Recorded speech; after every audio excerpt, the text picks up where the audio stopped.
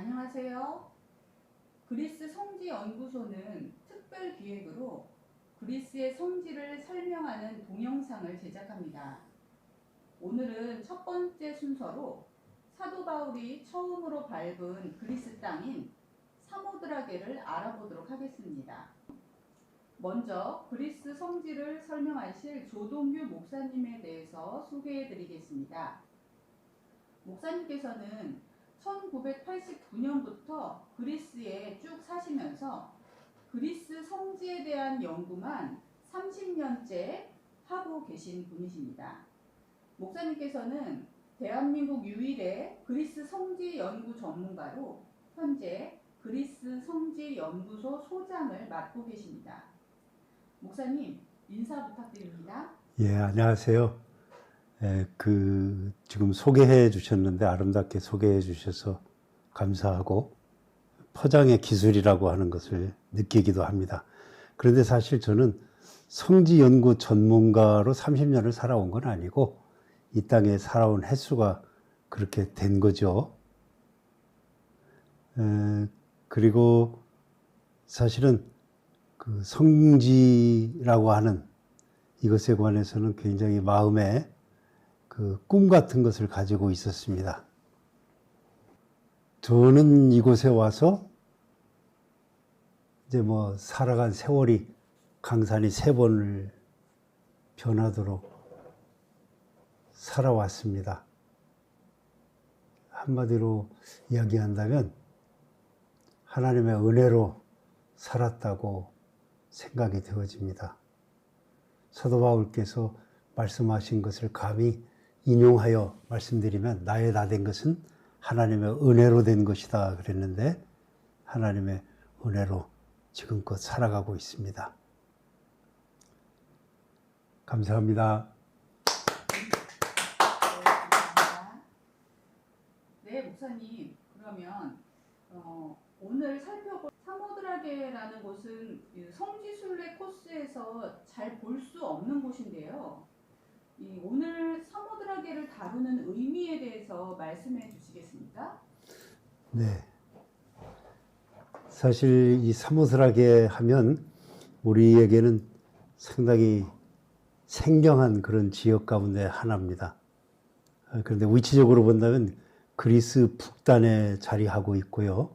그리고 그 사도 바울이 제2차 전도 여행 때 여기서 여행이라고 하는 말이 어떻게 보면 조금 마음에 걸리기는 합니다. 우리가 여행하면 일반적인 여행을 생각하는데 사도 바울의 목적이 그 복음 전파하는 일에 목적을 두시고 다녀오신 그런 땅들이기 때문에 우리가 성지라 이렇게 부르잖아요. 그 성경적 배경은 아무래도 사도행전 15장서부터 쭉 보아야 되겠습니다만 제2차 전도 여행 이게 사도행전 16장 11절을 보면 그 말씀에 그 사도 바울이 이제 드로아에서 출발을 해서 사모스라게로 가시고 근데 그 가셨다고 하는 말에 직행했다 이렇게 표현되어 있어요. 그리고 그 말은 다르게 살펴보면 그 다음날 이튿날 이렇게 되어 있으니까 사모스라게에서 1박 하신 것으로 이렇게 우리가 추정해 볼 수가 있지요.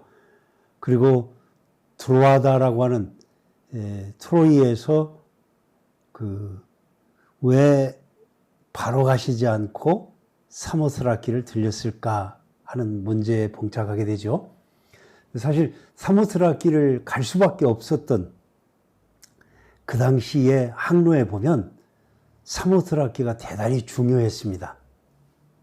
그러니까 배가 드로아에서 네아폴리, 지금은 까발라라 그러는데 그 네아폴리로 직행하는 그 배는 없고 최대한 빨리 갈 수 있는 게 사모스라기를 경유해서 가는 노선이 고대 노선이었고요. 실질적으로 본다면 이 사모스라게가 왜 중요하냐 이거를 찾아보면 왜 사모스라기인가 해가지고 이제 뭐 어디에는 20개의 항목이 나와 있고 어디에는 10개의 항목이 나와 있어요. 그 가운데 우리 기독교인에게 가장 중요한 항목이 20개 항목에 보면 20번째 항목에 들어가 있는데 사도 바울이 그 땅을 거쳐서 그곳에 들어가셔서 그곳 사람들에게 복음을 전했다 이렇게 전해지고 있습니다. 성경에는 사도행전 16장 11절 딱 한 절에 의지해서 볼 수 있는데 그나마 하루 만에도 복음을 선포하고 그곳에 최초의 교회가 후에 세워졌을 것으로 본다면 사실 유럽에서 가장 먼저 생긴 교회를 이야기한다면 이 사모스라키에 세워진 교회일 것이다 이렇게 봅니다. 그리고 흥미있는 부분이라고 한다면 거기에서 삼위일체라고 하는 개념이 이미 있었다고 하는 것, 그리고 부활이라고 하는 개념도 그곳에서 있었다고 하는 것, 이런 부분들이 기독교가 복음이 그곳에서 전파될 때 사람들이 반대하지 아니하고 받아들일 수 있고 볼 수 있고 생각해 볼 수 있는 그런 개념이 있었다 이렇게 볼 수가 있기 때문에 중요한 곳이다 볼 수 있겠습니다. 몇 가지만 제가 떠오르는 부분만 말씀을 드리면 사모스라키에 하면 의학적인 것 있는데요. 특히 자기 이런 거를 이용을 해서 치료를 했고 최초로 부목이라고 하는 다리가 부러졌거나 손이 부러졌거나 했을 때 나무를 데워가지고 묶어서 낫게 하는 그런 부목을 최초로 만든 곳이 사모스라키고 또 사모스라키는 어떻게 보면 부력이라고 할까요? 뗏목 이전에 바람을 넣어서 가죽 부대에다가 부력으로 띄울 수 있었던 그런 데가 이제 사모스라키였습니다.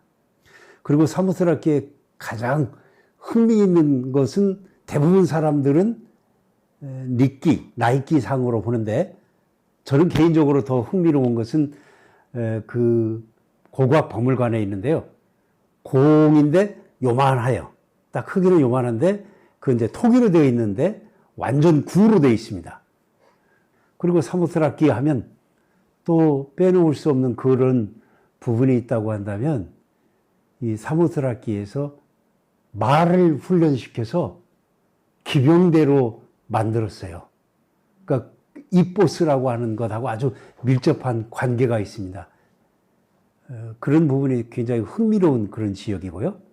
자연 경관도 사실은 거기가 나무가 많아서 푸름을 자랑했던 그런 곳인데 지속적으로 거의 해마다 불이 나서 지금은 아주 많이 황폐해진 그런 섬이 되었습니다.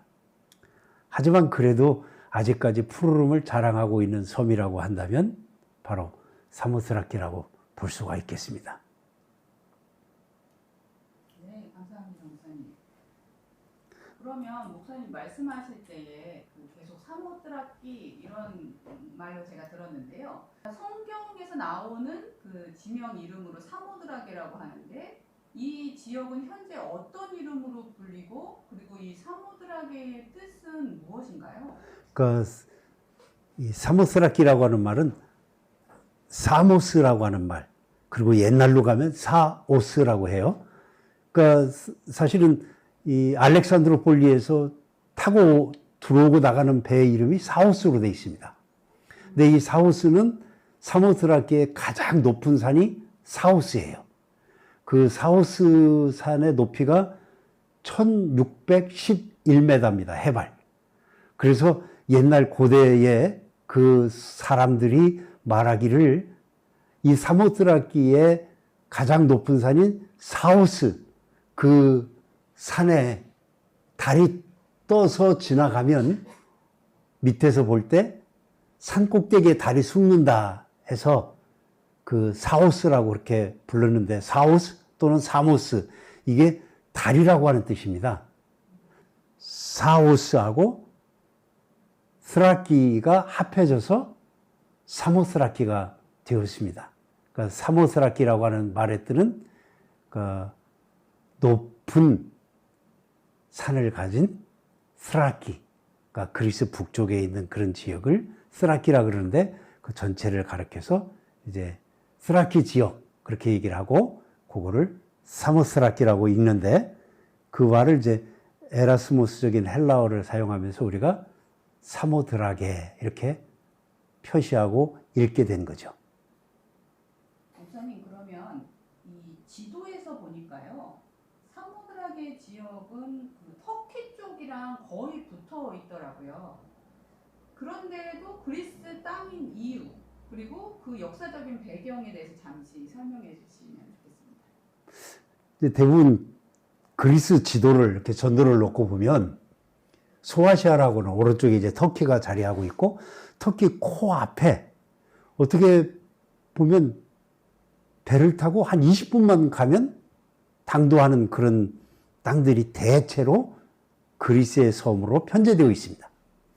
그것은 이 그리스가 사실은 역사적으로 보면 독립을 되찾은 연대가 터키로부터 그러니까 1453년도에 그 콘스탄티노폴리 이스탄불이 그 소위 함락되면서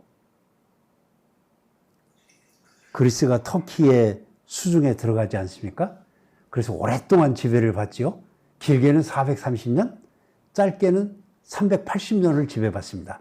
근데 통상적으로 이야기를 해서 400년 동안 지배를 받았다 이렇게 이야기를 해요. 그랬을 때에 사실은 그리스가 최초로 1821년도에 독립전쟁이 발발하고 1829년도 3월 25일 날 이제 그 독립이 되고 결국은 추인된 거는 이제 1830년도가 결국 열강에서 그거를 추인하면서 그리스가 최초로 독립국가로서 서게 됩니다. 그러니까 알렉산더 대제 때 다른 나라를 정복한 사건 그리고 그 이후에 오히려 로마에 정복되면서 사실은 그리스는 잃어버린 나라였다고 보면 되죠. 비잔틴 제국 시대에도 동로마 제국의 수도가 콘스탄티노폴리라고 하는 이스탄불이 되어서 비잔틴 제국이었지만 그리스인으로 살고 그리스 땅에 살고 그리스어를 말하는 사람들이었지만 사실은 독립된 국가는 아니었습니다. 그러다가 근대에 이르러서 국가를 이루면서 그리스도 사실 어떻게 보면 국뽕에 취하게 됩니다.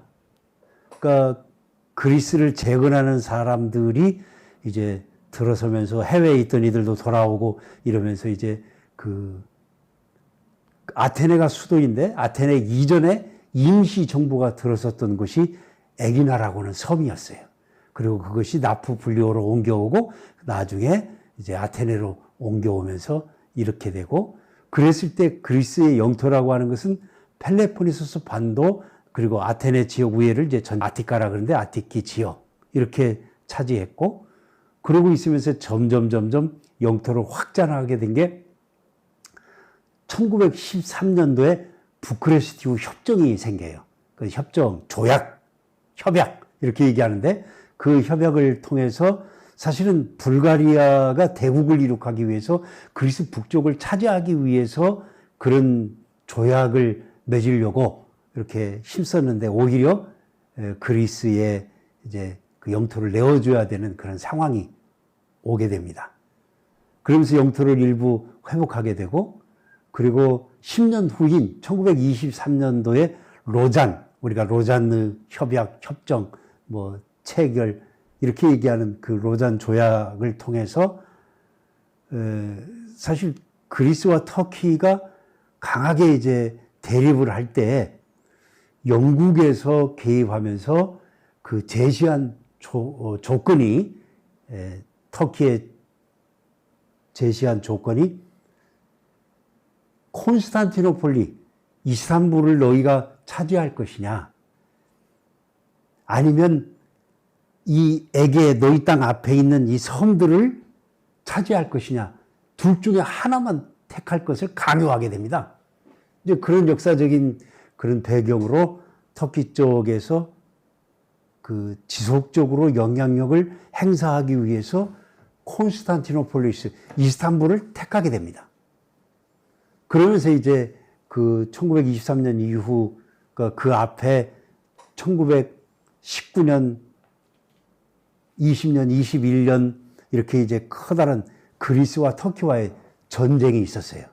그런 전쟁에서 사실 터키는 터키 나름대로 이렇게 당위성이 있었고 그리스는 그리스 나름대로 당위성이 있었는데 터키가 콘스탄티노폴을 차지하면서 에게해 이런 것들을 포기하다시피 하는데 그런 때에 또 이 에게해의 이 터키 서안에 있는 섬들이 대부분 그리스 땅이지만 거기를 차지하고 있었던 나라가 영국령, 프랑스령, 이태리령에 속해 있었어요. 그랬을 때 이들이 그리스에다가 반환하는 것이 앞으로 지중해, 특히 에게해의 그 상권을 장악하는 지속적으로 영향을 끼칠 수 있다라고 판단해서 그리스에다가 반환하는 것을 사실은 찬성을 하게 되고 그리고 또 살펴보니 그 땅의 선대 주민들로부터 그 당시 살아온 사람들이 대부분 그리스인들이었어요. 사용되는 언어가 그리스어였습니다. 가장 아픈 역사는 그리스 북쪽의 스라키 지역, 이쪽에 60만 명가량의 터키인들이 살고 있었고 이즈밀 지역, 그러니까 이즈밀 하면 이제 우리 기독교인에게는 굉장히 큰 지역이죠. 스미르나 서머나라고 하는 그러니까 폴리갑 순교했던 그런 지역, 그 지역에 그리스인들이 100만이 넘게 살고 있었던 거예요.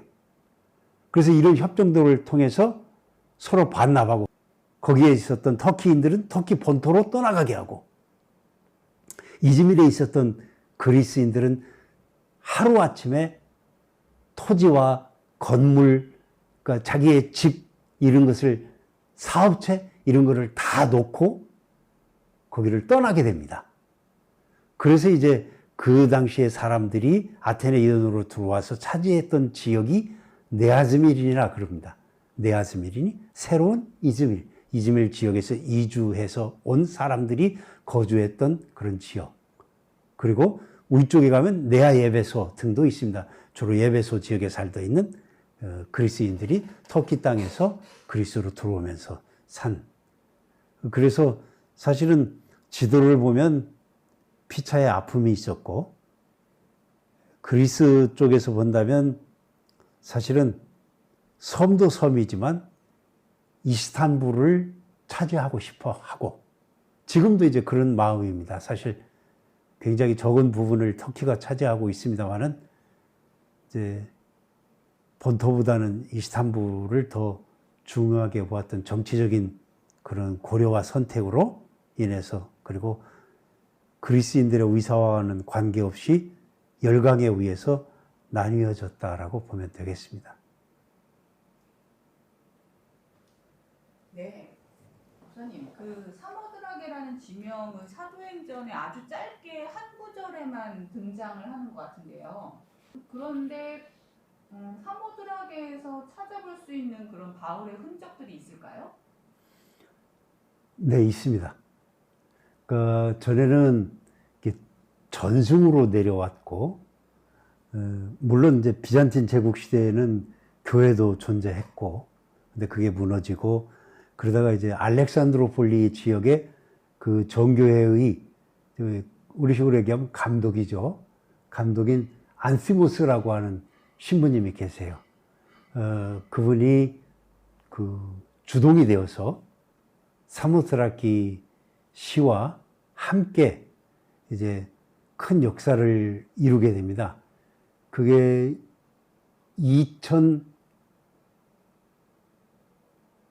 2007년도에 공사가 시작되어서 2008년도 그게 주일날인데 토마스가 우리 얘기하는 도마 있죠?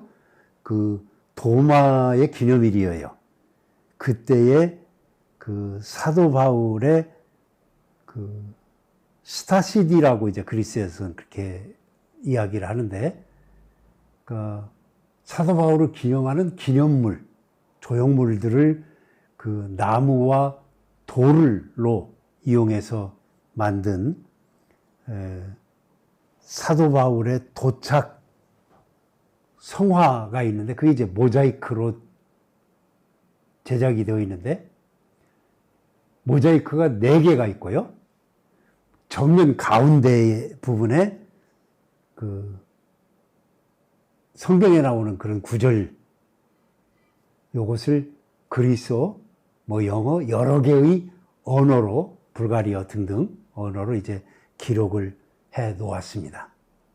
그리고 왼쪽 우리가 이제 스타실이라고 하는 것을 조형물, 기념물을 바라볼 때 정면 가운데에 있는 것이 그 성경 구절을 여러 나라 말로 적어 놓은 게 가운데에 자리하고 있고 왼쪽 2개의 모자이크 성화가 있고 오른쪽에 모자이크 성화가 2개가 있어요. 그래서 4개가 있는데 크기는 이제 거의 같은 크기로 되어 있습니다만은 맨 왼쪽에 있는 것은 그러니까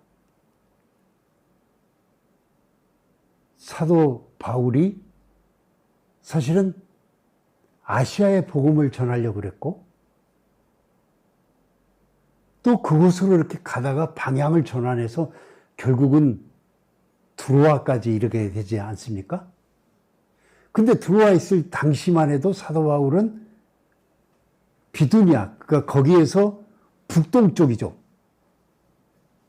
그쪽으로 해서 그 갈라디아까지 복음을 전하려고 아시아로 이렇게 가려고 했던 그때 성령께서 막아서고 예수의 영이 막아서셔서 이런 때 이제 사도 바울의 꿈, 우리가 얘기하는 환상에 마게도니아 사람 한 사람이 나타나서 이리로 건너와서 우리를 도우라라고 하는 그 말씀을 바로 주님의 인도하심이고 뜻이다라고 그렇게 생각하고 근데 거기 보면 우리말에는 인정하였다 이렇게 얘기를 하고 있습니다만 그게 그리스말로 읽어보면 어떻게 보면 타협했다라고 말할 수가 있어요. 그건 좀 상당히 흥미로운 부분이었습니다. 일방적으로 선교가 하나님의 역사 속에 이루어진 것입니다만은 그 얘기하고 있는 용어 자체로 본다면 사도 바울이 의지적으로 동의했다라고 하는 말이 포함되어 있습니다. 그러니까 다시 말해서 하나님의 계시뿐만 아니라 사도 바울이 이것이 하나님의 뜻이고 우리가 가야 될 길이구나라고 그 말씀을 붙잡았다는 그런 뜻이 됩니다. 그래서 이제 다시 돌아가서 말씀드리면 그런 부분이 성경에 나와 있는 부분이 가운데에 기록되어 있는 부분 동판이고요. 맨 왼쪽에 지금 말씀드린 사도 바울의 환상, 그게 이제 마게도니아 사람 하나가 나타나서 와서 우리를 도우라라고 하는 그런 게 성화가 있고 이제 배를 타고 출항해서 그게 이제 사도행전 16장 11절 부분입니다. 그런데 거기에 보면 그 성경에 보면 우리말에는 이제 그 배를 타고 이렇게 되어 있습니다만은 배라고 하는 말 자체는 나와 있질 않아요. 그리스 말을 읽어보면. 그런데 그것은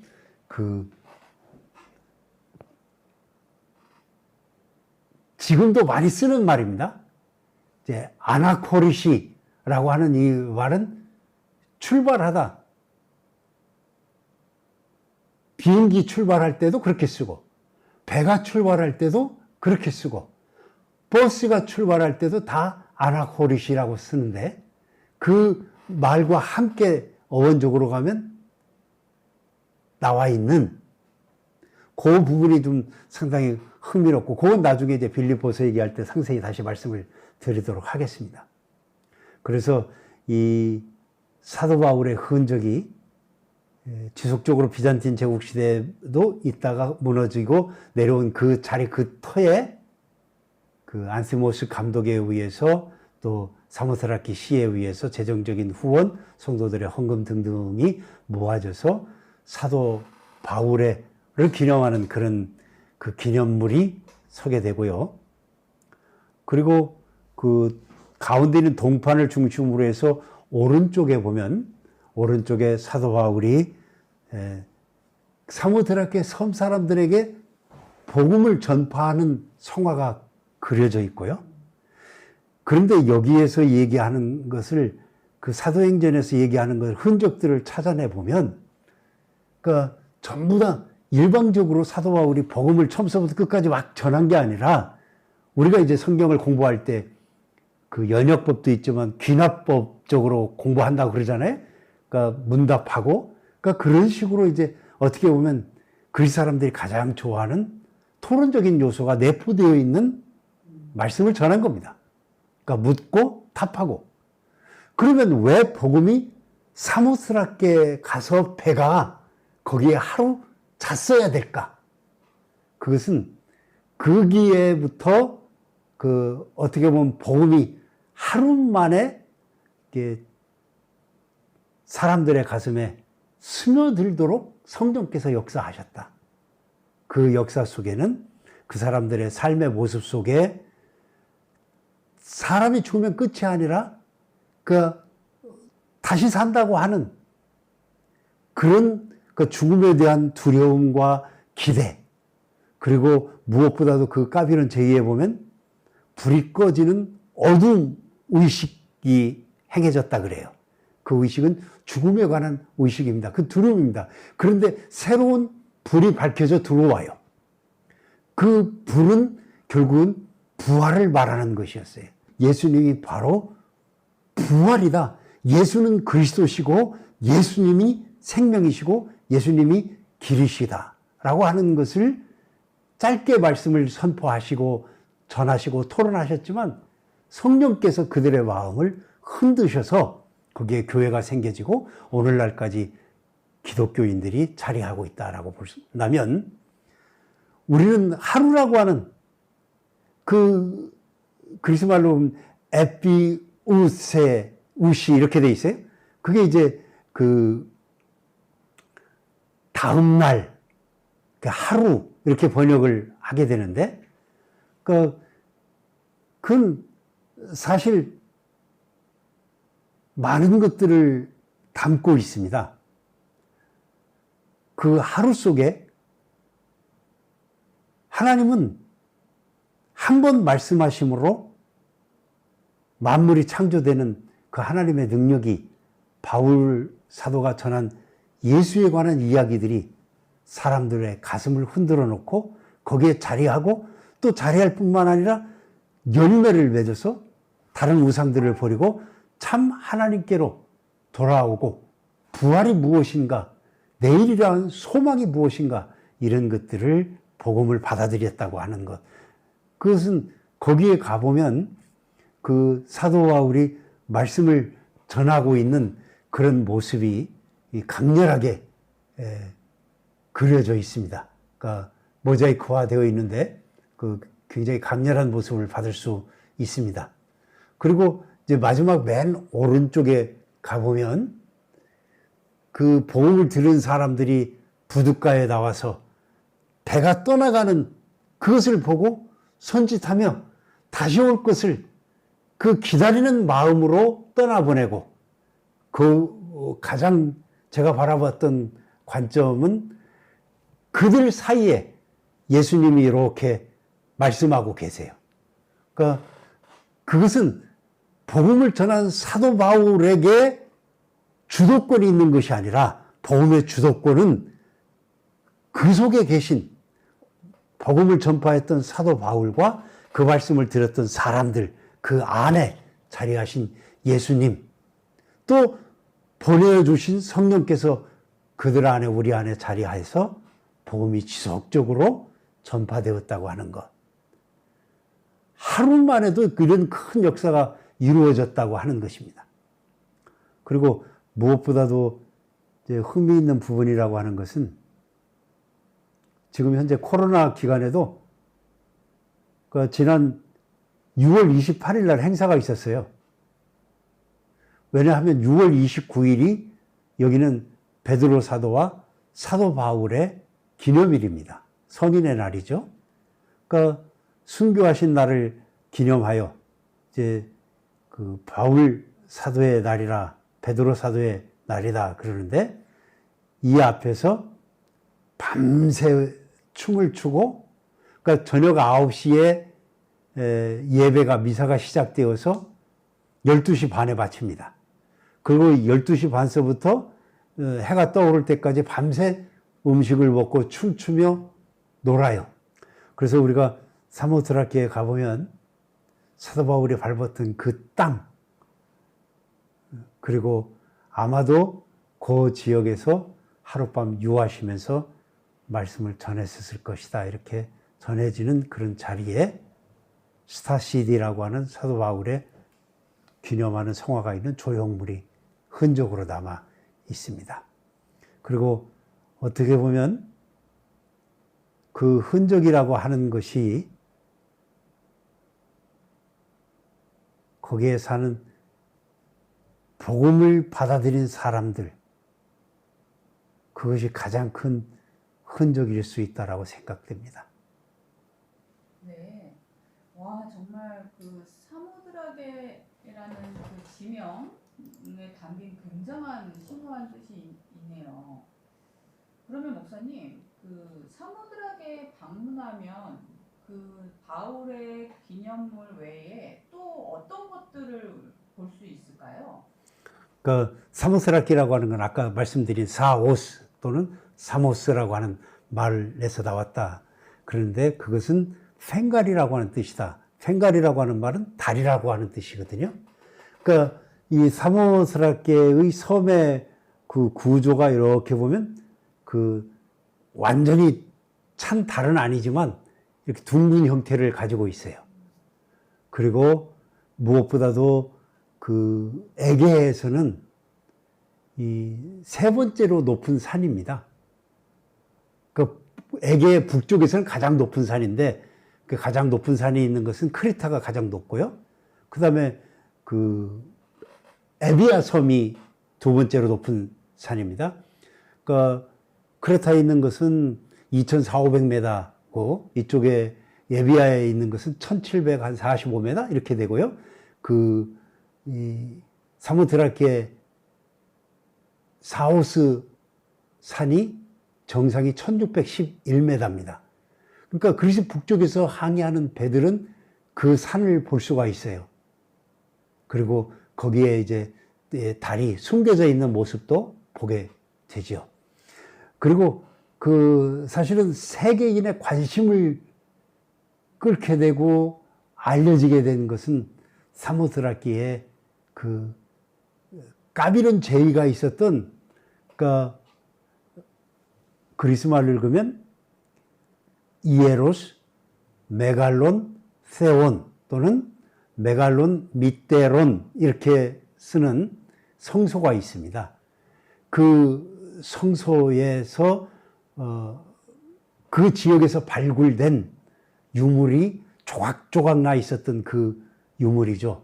그 유물이 지금 현재는 루블 박물관에서 그러니까 1층에서 2층으로 올라가는 그 계단의 벽면에 위치하고 있습니다. 밑에는 그 배 형태로 이루어진 대리석, 그 위에 세워져 있는 유명한 니끼상이죠. 그래서 우리가 얘기하는 사모스라키의 니케다 그렇게 얘기하죠. 니끼, 그게 이제 우리식으로 읽으면 니케고 그 영어로 읽으면 나이키가 되죠. 그래서 날개를 이렇게 펼치고 있는 사모스라키의 그 날개인데 그 날개도 잊어버렸었죠. 그리고 나중에 한쪽 날개를 발굴을 해서 함께, 그리고 다른 한쪽은 그거를 참고해서 만들어 놓아서 날개가 다 이렇게 있습니다만은, 근데 그 날개를 유심히 들여다보면 그리스인들의 조각의 실용성도 사실은 거기에 담겨져 있어요. 이제 한쪽 면에 보면 매끄럽게 처리되어 있는데요. 당시 붙어 있을 쪽 약간 매끄럽지 못합니다. 그러니까 예를 들어서 올림피아에 가면 프락시텔리스가 지금 만든 그 엘미스 상이 있는데 그것도 뒤쪽에 가면 벽에 붙어 있는 쪽은 이렇게 처리를 매끄럽게 하지 않은 상태로 만들었죠. 그러니까 그런 부분은 좀 흥미 있습니다만은 사모트라케에 발굴된 니끼상에서 보면 날개를 접는 모습으로 돼 있어요. 날개가 펼쳐 있다는 얘기는 날아간다는 뜻이고요. 날개가 접어진다고 하는 것은 안착하고 있다는 얘기예요. 안주하고 있다는 얘기입니다. 그리고 가장 그 사모트라케의 그 니끼상에서 보면 그 우리가 볼 때 왼발입니다만 니끼상으로 보면 오른발이죠. 그 오른발 이렇게 착지하고 있고 왼발은 착지하려고 하는 상태로 되어 있습니다. 그리고 굉장히 감명받은 부분은 속옷 재질, 하늘하늘한, 그리고 약간 두꺼운 듯한 겉옷 재질, 이것이 만들어져 있고 표현되어 있고, 이 다리, 우리가 볼 때는 오른쪽이고 사실은 니끼는 왼쪽 다리인데 그 오른쪽 허벅지가 긴장된 텐션이, 그러니까 다시 말해서 착지할 때 들어가는 힘이 아주 잘 표현되어 있습니다. 그리고 제가 볼 때 가장 흥미 있었던 부분은 두 가지였는데요. 하나는 옴팔로스였어요. 배꼽. 이렇게 들여다보면요. 배꼽 부분이 이렇게 드러나 있습니다. 그리고 얇은 천으로 이렇게 씌워져 있는 것 듯한 그런 표현이 되어 있는데, 배꼽이 이렇게 되어 있는데, 옴팔로스라고 하는 뜻이 이제 그리스 말인데, 배꼽이라는 뜻입니다. 그러니까 이렇게 표현이 되어 있어서, 아, 배꼽이 살아있다, 이렇게 보여집니다. 그러니까 고대 그리스인들이 재미있는 부분이 미의 기준을 볼 때, 얼굴의 색상의 창백함과 젖가슴의 적당한 것하고, 세 번째 보았던 게 옴팔러스, 배꼽의 수려, 미려함. 그러니까 배꼽이 적당하게 들어가 있는 배꼽이어야 되지, 튀어나온 배꼽은 미인에서부터 탈락이 되었다, 이렇게 얘기를 합니다.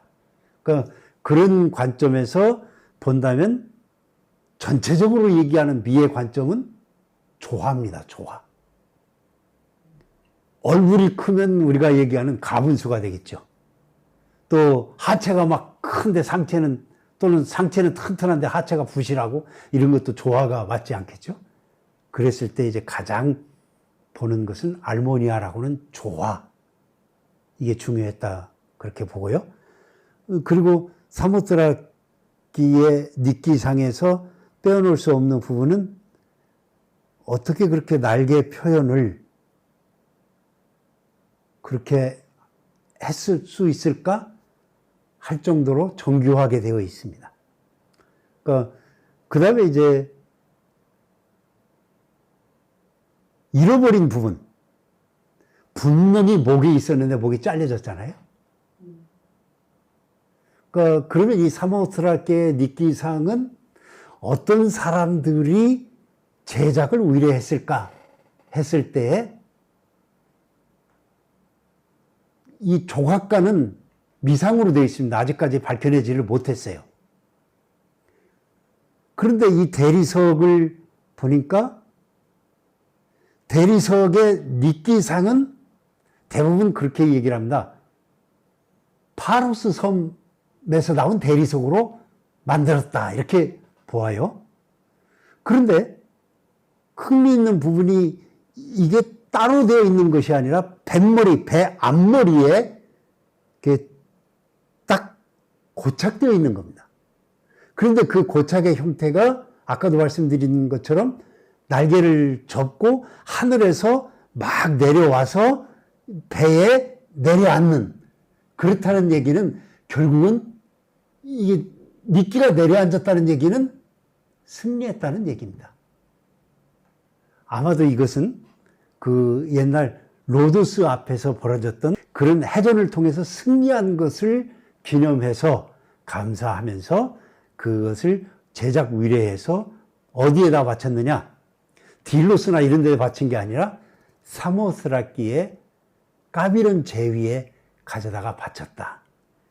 그 로도스하고 관련이 있다고 하는 것은 그 배 머리를 만든 대리석이 로도스의 린도스라고 지역이 있는데, 린도스는 사도 바울하고 아주 관련이 있지 않습니까? 그 린도스산 대리석으로 만들어진 거예요, 배가. 그 결국은 이건 다 무엇을 말하느냐? 배. 그 결국은 항해를 말하는 거고, 오가는 사람들도 순례객이고, 오가는 사람도 다 항해자고, 그 복음이 그렇게 배에 실려서 전파된 것 아닌가. 그래서 사도 바울도 드로아다에서 배 타고 이제 복음을 선포하러 들어오셨다. 이렇게 보게 되죠. 그래서 가장 흥미있는 부분이 이 사모스라게 닉기상인데, 이 닉기상은 지금 현재 세 군데 있다고 보시면 됩니다. 하나는 오스트리아에 있어요. 그리고 하나는 파리 루브르에 있고, 하나는 지금 현재 사모트라키의 고고학박물관에 있습니다. 사모트라키에는 물이 많아요, 물이. 그리고 바스라라고 하는 폭포들이 많이 있습니다. 그 가운데 이 그리스의 폭포들 가운데 그리스에서 이제 가장 높다고 하는 그런 폭포가 있어요. 그게 사모스라키에 있습니다. 그러니까 180m가량 폭포가 떨어져요. 그래서 그게 아주 잘 알려져 있고요. 그리고 사모스라키에는 그 호라, 빨레아 호라 이런 데 가면 이제 사진에도 나오는데, 이게 이제 빨레아 호라 지역이 있고, 일반적으로 그냥 호라 그렇게 이야기하는 지역입니다. 그러니까 어떻게 보면 수도다라고 볼 수 있겠죠.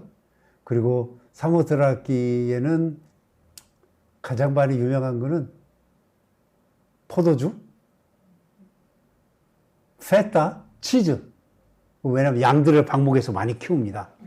그게 아주 유명해요, 사모스라키에.